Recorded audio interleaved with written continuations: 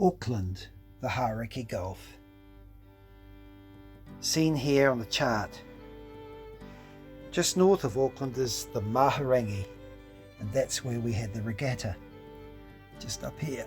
It's about an hour drive north of Auckland, and it can be about 4 hours sail north of Auckland. A place called the Mahurangi where we ventured out and did our race. The Mahurangi means rock pointing to the sky, and I suspect there's a rock in here like a tooth, and that is pointing to the sky. I want to explain to you where we started the race. It was about this area here.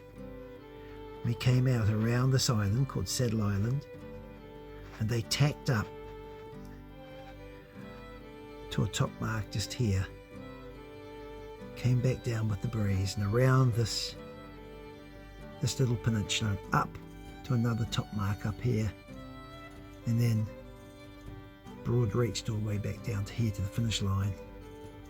And this video that you're about to watch is that race called the Tihapua at the Mahurangi Regatta.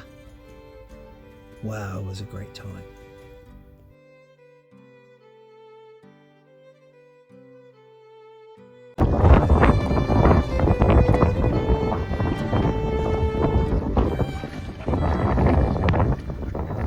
I was a happy chappy, Chris Sullivan. He invited me on this 5.5 metre cat. It worked out well. The boys were getting ready. The races had begun, and many were already racing out there. The boats were getting ready. Navigators, pathfinders, all kinds of boats. We flew our flag high, and we're preparing for the race starting midday. More boats entered other races, and they took off down to the island called Saddle Island. I noticed this red boat, there she is, with her flames, an IA and Eidolon. The old Zeddy! What did you used to have? Lloyd. Ross, nice to meet you.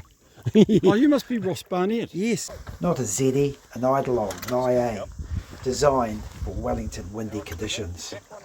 And these old boys knew what they were doing. Discussions on the beach, just how this race is going to happen and how it was going to work out. The IA went out for some pre-checks. Here I noticed this very interesting boat going to windward. It was part of the Tihapua race, and she looked really good. I noticed that it had a very big head sail, so going downwind this could be a winner. It looked very quick, I must admit.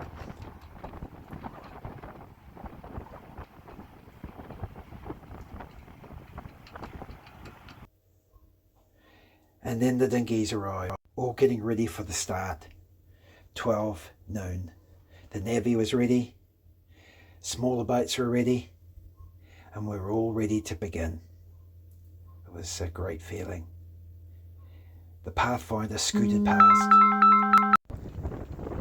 The Jane Gifford, the starting boat, with all its flags, and looking splendid. Boats passing us all the time, so we asked skipper Chris to buzz over and let's get some video of this beautiful classic coming up into the harbour itself. We came alongside, took some nice shots. I waved out, and I had a nice wave back.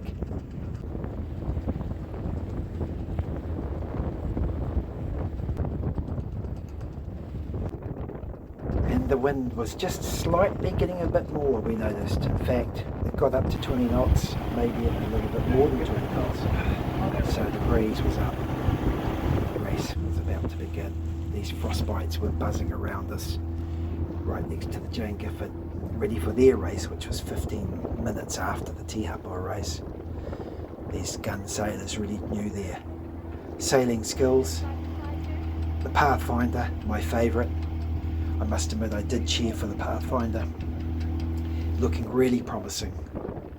But these frostbite guys, yeah, they were good. And their race was about to begin very, very soon. Perfect conditions. Few gusts. Before we know it, we were off. The Pathfinder was leading, out in the front, and I was cheering for him. He looked great. He was on his own. He probably needed another person with him, but he was brave enough to do it all on his own. That was Saddle Island. That was the island that we had to get around. Before I knew it, these boys were on the other side of the course, the line, ripping on down, speeding through, and they were honking, I must admit. We were struggling to keep up. We had a 15-horse Merc, but we did well. We're leaving the harbour here, boats were coming in, we were going out, and I was a little bit concerned with some of these little boats. This one won the race last year, a very fast, smaller dinghy cruising. 2 guys up, but just where he was there was slightly less wind, and he couldn't get that boat planing or going quite as well as last year. They looked good, but these boats came in quickly and tend to steal some wind of some of these smaller boats. As you can see, they took off. Here they are, screeching out in front. There was 3 boats there, and it was exciting. Those with 2 up had advantages, though downwind those with 1 up were quick. Here's the beautiful beach of Saddle Island, and they were making their way to the southern end to go round the reef. Go the Pathfinder! Rob on his Mander. It was a Olympian who designed that boat. But the Pathfinder, oh wow, he was going so well. I enjoyed it so much. The first around the southern point of Saddle Island was the IA and another design. Now I don't know what this other design is. It was a father and a son, but they were quick. In fact, when they went around, I suspect that they were just inches in front, and they looked good. But now they had to tack up into the wind, and they slipped behind. And the IA had a little bit more weight, and pounding and heeling, but staying flat enough. They took a long tack, maybe 1 kilometre out from the island, whereas this other boat, which I'm not sure of its design, pointed higher and took a different route. Maybe it's because he was trying to keep it upright with his son, which was a light crew. We raced up into the cat, we got to the mark, and blow me down. The father and son, he'd taken off. He is down several hundred metres in front. There was Rob and the Mander and the IA neck and neck, heading for the Mahurangi harbour once again. And they were getting along pretty quick. But surprisingly, and very surprisingly, behind them was the Pathfinder. And they were making the buoy for a rounding. The windward Blow boat! me down, this classic boat steamed up right on their heels and got very close and had to round up fast before possibly a collision. Excellent skippering. And then he just simply rolled over top. My poor Pathfinder. It just took his wind. By golly, it was a beautiful sight seeing these 2 boats passing me. I was so happy I took the video as that kite surfer sped through the stern of them. Magical moment. Both were getting along, probably doing about 7 knots.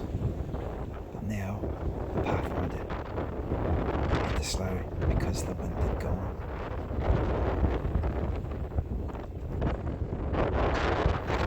Chris decided to get over and have a look at this A-class, the bigger classic yacht, steaming through. We tried to get on the stern wave and get it behind, goose winging down here before the Mahurangi Harbour. They were honking and we could only just keep up, doing about 8 knots. Here's the official boat that goes around taking photos. This A-class was just honking. The smaller boats were trying to get around this corner back into the Mahurangi. Pathfinder was doing well, but these bigger boats were stealing its wind. He decided to cut the corner and come in close to the rocks, trying to lessen the distance. My buddy Laurie and Dave were on that navigator. They were taking some photos, and the official photography, taking photos of myself, I of him, right next to some of the most beautiful boats passing us.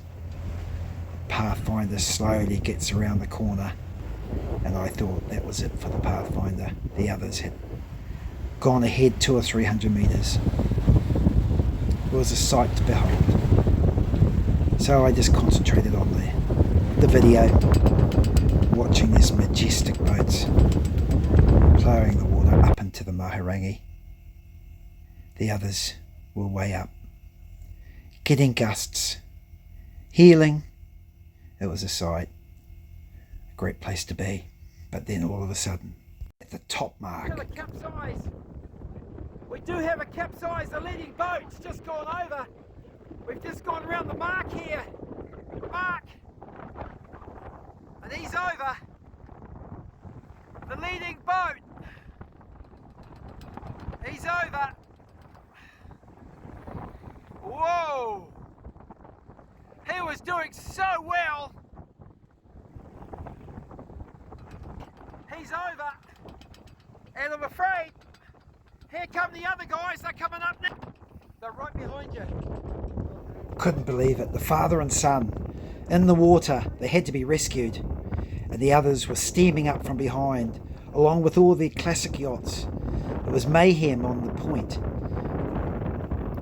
And now even worse on the top mark. Poor guys. Boats would veer away as they come around the top mark. We had to come up and try our best and help. He's doing so well, leading the fleet. We're going to ask him if he's okay. Hey, you okay? What do you need? Hey, watch out in front of you. Yeah, the rubber ducky's here. We better get out of here.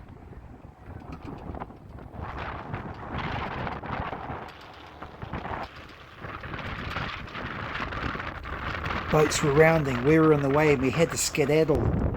And here they are, coming up to the top mark. Wow, the IA and then the Pathfinder. How did he do that? Gosh, he must have done so well to come up that last leg. They went around this top mark at speed. They were flying. And they had to make a decision. Should they jibe or should they tack? And this is what happened. The IA decided to tack. Jibing is costly. They could go over. But the others, they decided to jibe. In doing so, they got the lead. And you won't believe this, but they took off on the finishing run. It was fantastic.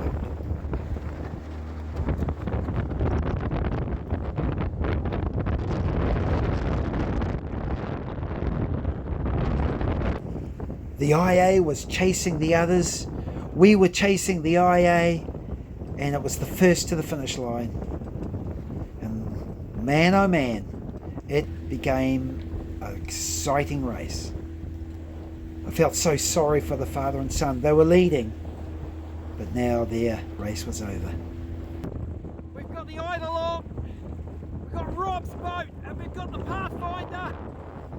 They're all coming down together. This is such a tight race. I think the Pathfinder has done so well.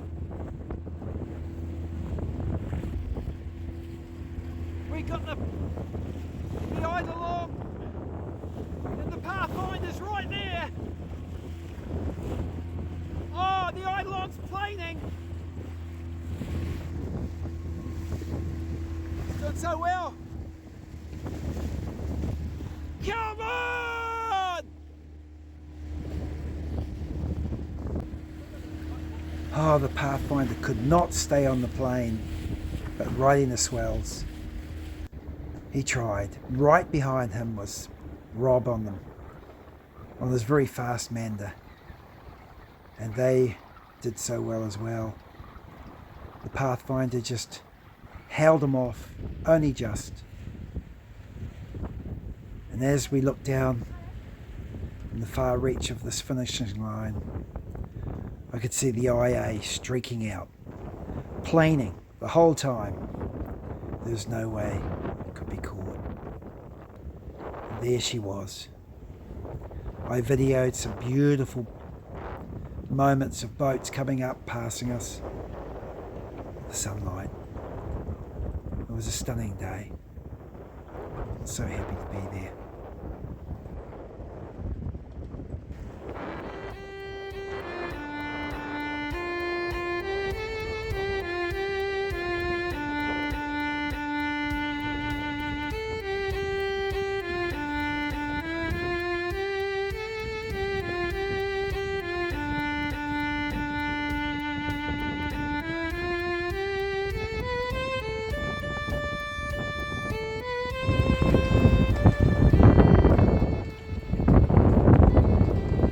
Well, that's it. The IA's just got the gun. Pathfinder's coming in very close second.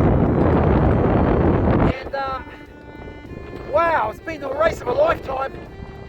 Unbelievable.